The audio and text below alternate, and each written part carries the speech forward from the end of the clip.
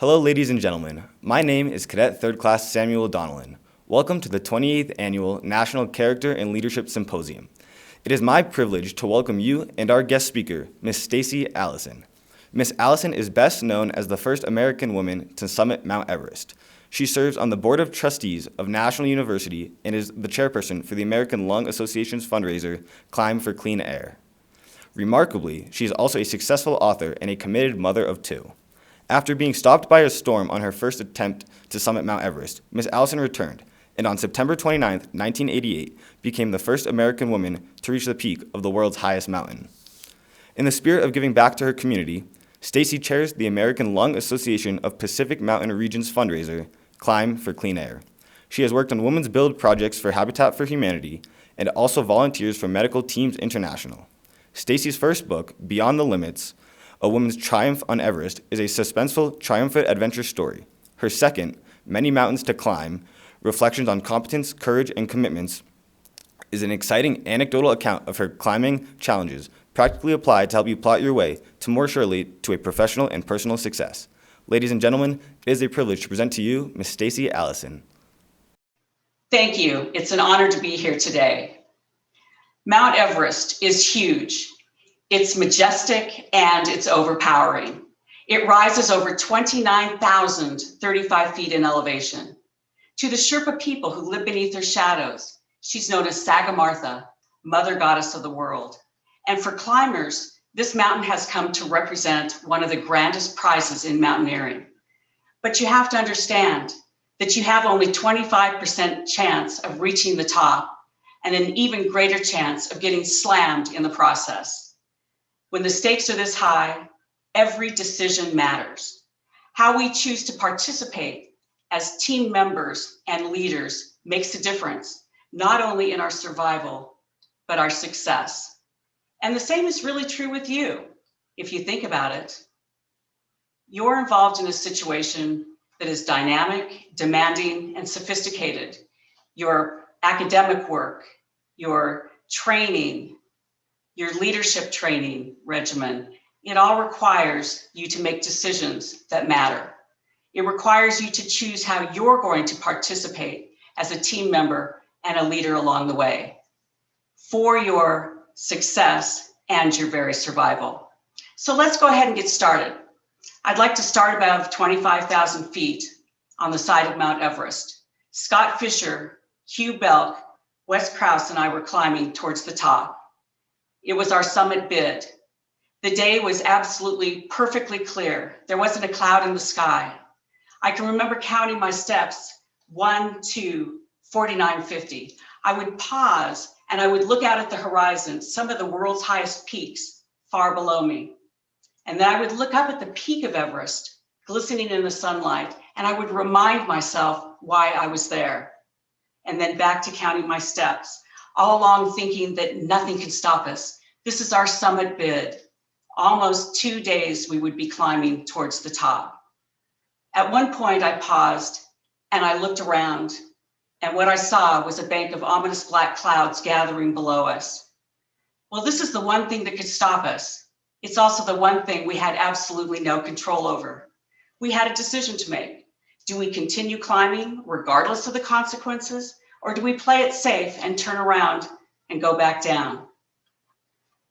Well, what if the storm turned out to be nothing? So we made the decision to push on. We pushed higher on the mountain. The winds picked up, the clouds moved closer, but still we pushed further up the mountain. It wasn't until the wind gusted so hard that it would knock us off balance that we knew we had been wearing blinders. We saw and wanted to see our reality the way we wanted, not how it actually was. There's so much pressure to succeed, and you all know what I'm talking about. Pressure to get it right the first time, pressure from ourselves, and pressure from those who have invested in us. I personally had been dreaming about climbing Everest for 6 years, 2.5 years preparing for the climb, 45 days on the mountain. I couldn't fathom giving all that up. We had a lot invested in time and energy and resources. Our reputations were on the line. It's black and white. You either make it to the top or you come home ready to explain what went wrong. And sometimes when there's so much pressure, we push harder and harder. And sometimes the harder we push, the more resistance we encounter. Effective decision-making requires that we take off the blinders. It requires that we observe and work with our given set of constraints and our given environment. We don't conquer mountains, we work with them. And our blinders, be they pride, ego, fear, old habits, or personal investment, they've got to come off in order to make the effective decision. And what happens if we don't take off the blinders and that given environment changes? It leaves us, or rather forces us, into a reactive mode.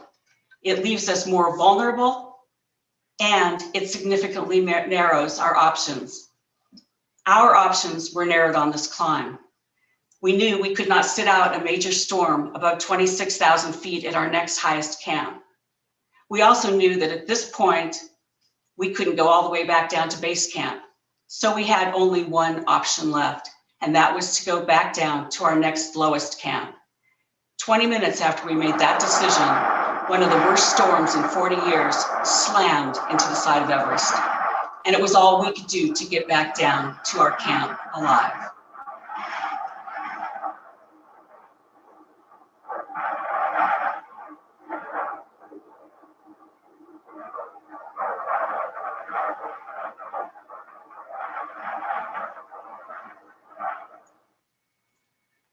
Have any of you ever spent time in a snow cave?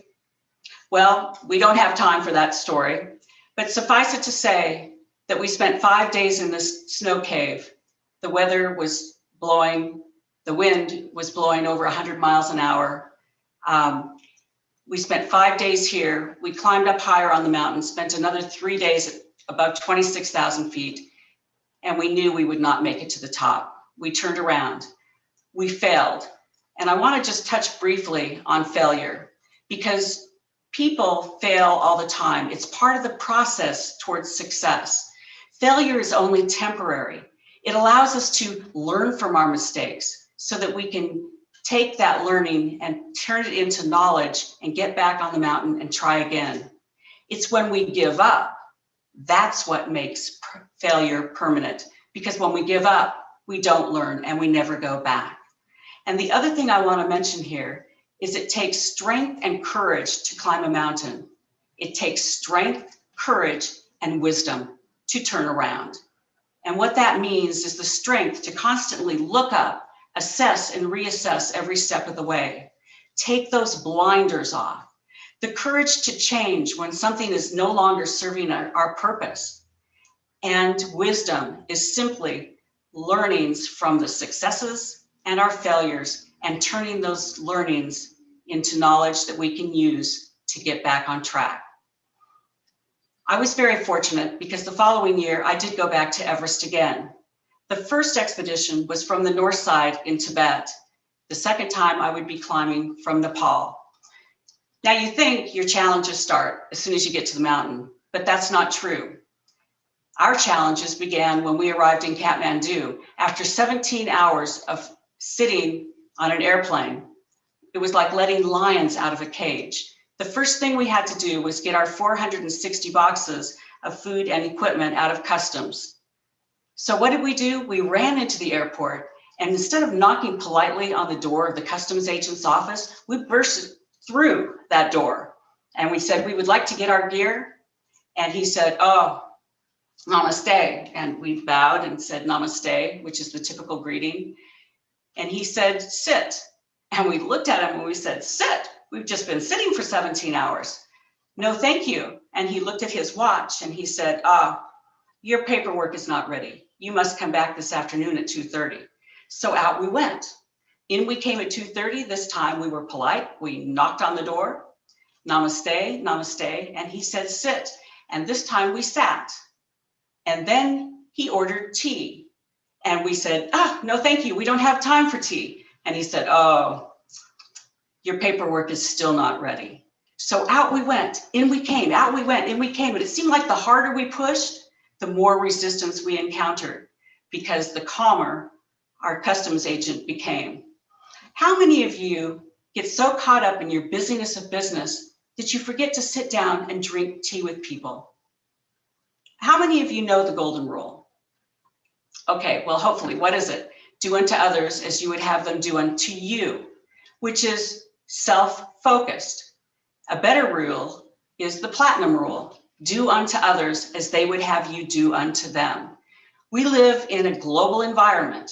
We all have different goals, values, beliefs, needs. We all have different solutions.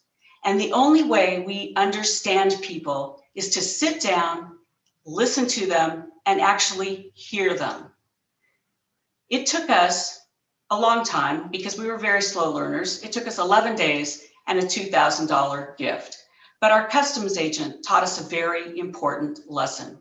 And if you think you don't have time on the front end to sit down and drink tea with people, it's going to cost you on the back end. We finally got our 460 boxes and we hiked 125 miles to the base of Mount Everest. The base of the mountain would be like your headquarters, if you will. If a storm moves in on the mountain, you can always come back to the safety of base camp. Now, the first 2,000 feet of climbing on the south side of the mountain is the Kumbu Ice Fall. It's referred to climbers as the mouth of death. For 10 people who go into the ice fall, 1 person will not return. So obviously we had a strategy. We had worked out in advance. However, it's not until you get into the ice fall that you can figure how to get around the myriad of ice towers and crevasses.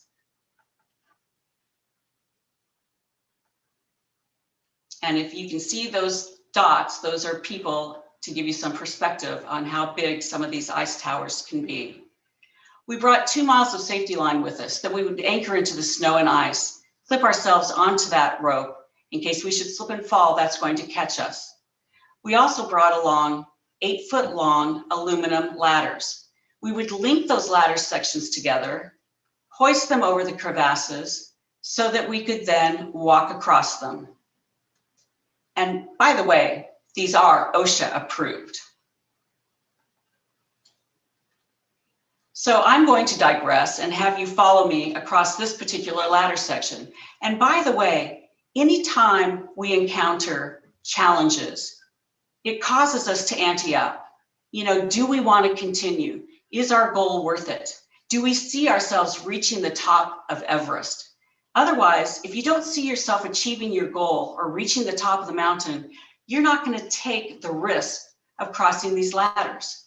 So here I am. I'm pretty small, and so being small, I get to go first on a lot of things. So I'm the first crossing this ladder section. I'm looking up at my right-hand side. There was a 10-ton ice block perched, ready to fall on me at any moment. So I'm focused on that. Now I'm starting to walk across the ladder, and I'm a little off balance and thinking to myself, you can do this, you can do this. And then I get a little further out, and my eyes were drawn to the depths of the crevasse. Oh, my heart started pounding, and I kept thinking, don't look down, don't look down. And I'm working my way across the ladder span. I get out into the middle of that ladder span, and it starts to go up and down like this. And the first thing I thought of was, I don't have to do this. I don't have to do this. I'm going to turn around. So I turned around, and there were my teammates waiting very patiently for me. And I turned back around, and one thing was very clear to me, that I couldn't turn around because they couldn't do their job until I had done mine. I don't know how I made it to the end of that ladder span, but I did. And once you do it over and over again, it's pretty easy. The big picture, the ice towers, the crevasses, reaching the top of Everest is overwhelming. Execution doesn't happen in the big picture. Execution happens when we narrow down and focus one step at a time. You have to know how you fit into that big picture, but understand that things happen when you focus down. And I put this in here because I think it's important, again, going back to the concept of doing your job so others can do theirs. When someone sets up the ropes and ladders, we don't inspect it every time we use those ropes and ladders. We have to trust that our teammates are doing what they're supposed to do and that everything is anchored properly so that we can safely get up and back down the mountain. And I want to just touch on communication. Obviously, it is of the utmost importance. And also respect. You know, when you work with more than one or two people, you're not going to respect everybody. That's just how it is. But you have to treat everybody with respect. And that's how you build a team, and that's how you communicate and learn from one another. What do you think this guy's chances are of making it to the top? Pretty slim, right? We don't need to carry all the weight of the world on our shoulders. We need to learn to ask for help. Now, you know, there are a variety of reasons why people don't ask for help, but the fact of the matter is, when you ask somebody for their assistance, you have the courage and the strength to understand that you can't do it all by yourself. And that is a power source. Ask for help. You don't need to carry the weight of the world by yourself. After 21 days of climbing on the mountain, we were ready to go for the summit. Now, 21 days is a long time. So up above the ice fall, we set up our first camp, and we didn't immediately arrive at the top of the ice fall and find tents and everything set up for us. We had to go through that ice fall many, many, many times in order to get enough tents, food, fuel, and equipment to actually set up a camp. But then we didn't all just move up to that camp. Only 3 people moved up to that first camp, while the other team members continued carrying loads of food and equipment to that first camp. So on and so forth to 26,000 feet. We set up 4 camps. It's been a team effort so far. Above 26,000 feet, it becomes an individual effort. Each person is dependent upon their own strength, knowledge, and judgment.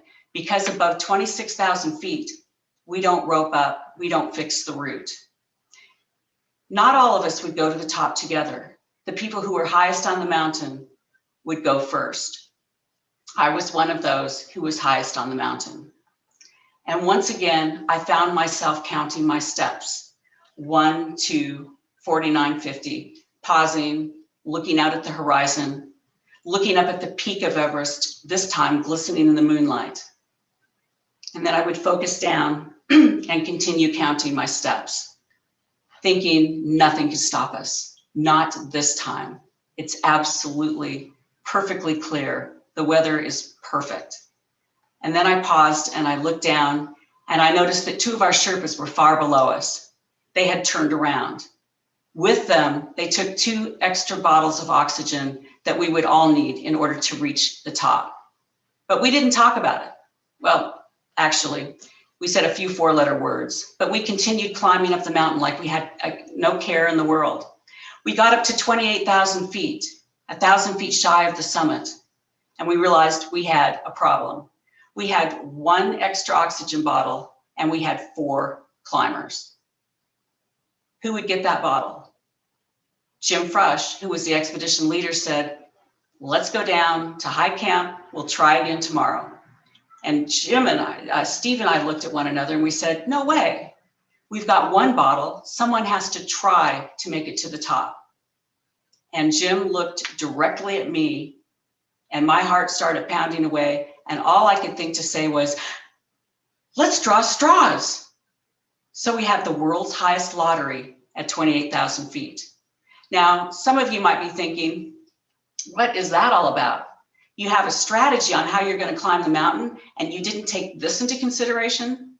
Well, the fact of the matter is that any of us could have made it to the top equally. And I knew that I did not want to be chosen because I was a woman. I wanted to earn my spot on top of Everest. So all I could think to say was, well, let's draw straws. So Pasang, our one remaining Sherpa, held the determining number. Steve chose 8, I chose 4, and Jim chose 6. The winning number was 3, and I got that oxygen bottle. I remember looking up at the peak of Everest and then turning around and looking at my teammates.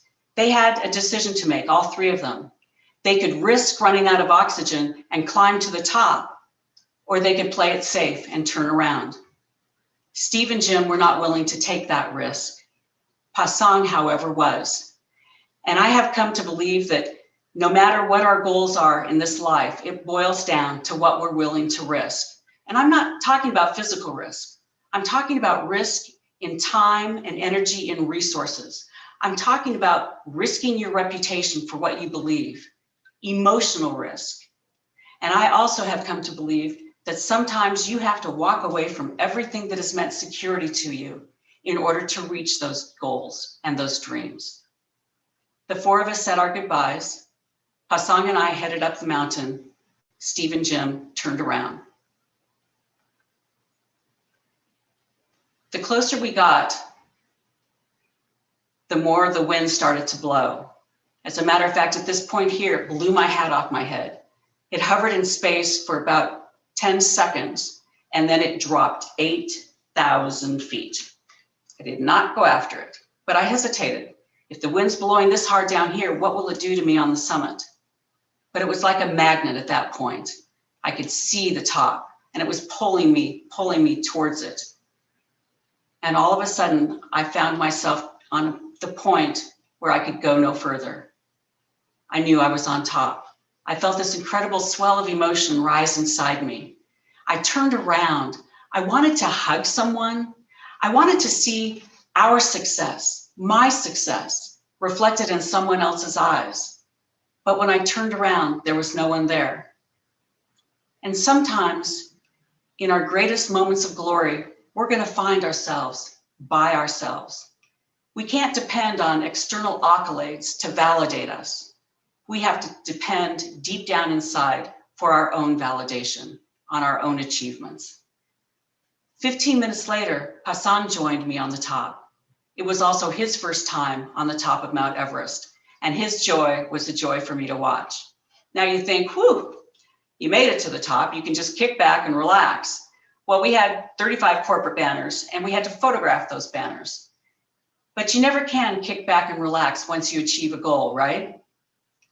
The top is the most vulnerable place to be. You can't survive on top. You can't rest on your laurels.